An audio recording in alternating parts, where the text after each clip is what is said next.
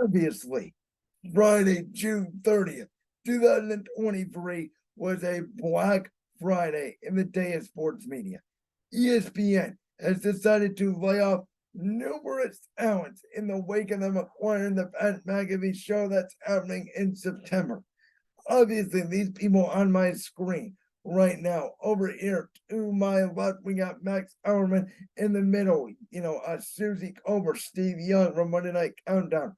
To the right, we have Jeff Van Gundy, obviously, who is the NBA Finals analysis alongside Mark Jackson, and then Mike Breen for all those years. All of these guys, also in there, Todd McShay, Matt Hasselback, obviously a lot of ESPN employees were cut on Friday, and it was a dark, dark day for the network.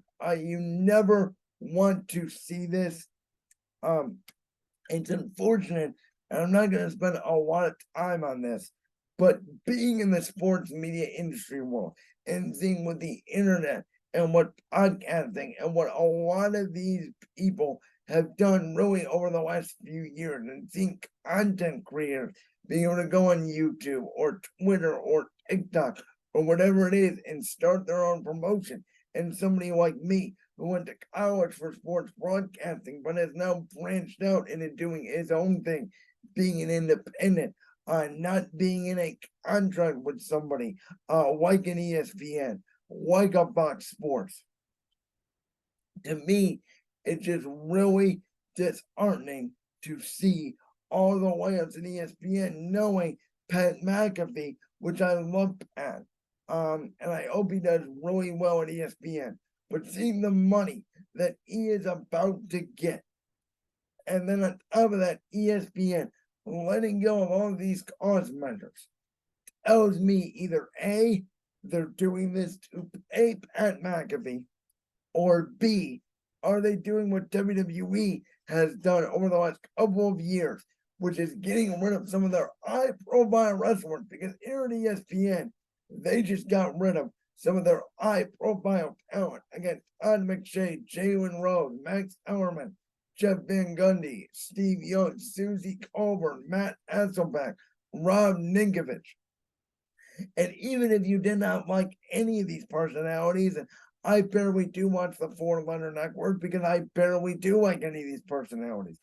Jeff Van Gundy, I thought was a little bit annoying, but I did think he brought a lot of analysis and a lot of experience to the NBA broadcast. And there's going to be a lot of jobs for a lot of these guys as the NBA contract, obviously, is expiring in a couple of years. The media rights deal, we do know that the NFL just got their new media rights. There's going to be a lot of availability for these talented people, even though if you don't agree with your opinions or you don't like their personalities, like I said before. But is ESPN, and there's a lot of talk about the company and Disney moving potentially away from cable and starting their own streaming service. Are they doing this as a cost-cutting measure to potentially sell the company? Because again, when you cut high-profile guys like a Kellerman, like a Van Gundy, like a Todd McShay, like a Susie Colbert, that have been there for years and years and years, and you have guys like Matthew Berry that have that were a profile of ESPN for years, and guys like Skip Bayless and Colin Cowherd who saw the writing on the wall on ESPN and went to Fox Sports 1. And Fox Sports 1 has given guys like Colin Cowherd a bigger reach of his audience, like a Skip Bayless to restart his career, like a Nick Wright to extend in the sports media industry. Is FS1 obviously being more built now in LA than ESPN in Bristol, Connecticut? Is FS1, who has not done a lot of cuts, they've done some changing around of their shows that they have not worked, but they have not cut a ton of individual talent. They still have great relationships. Obviously, Fox does with the NFL, with Major League Baseball, college basketball, etc. Is FS1 becoming the destination over ESPN to go now for sports media. And further than that, if you don't want to go to FS1 or ESPN, do you want to go the route of the Pat McAfee show, which I still think, again, that Pat McAfee is chasing money going to ESPN? I do not understand. And Pat says they're not going to have creative control over a show. And I call BS on that. The minute Pat McAfee says something that ESPN is not going to like, they're going to have creative control over his show. They've said it for years. And they've even, helped Stephen A. Smith, out of all people, back in some situations. So I don't believe that for one bit. Do you want to go the Pat McAfee show route of being independent? Do you want to go the Brandon's World podcast route of being independent? Because sports media has changed with the internet and things like that.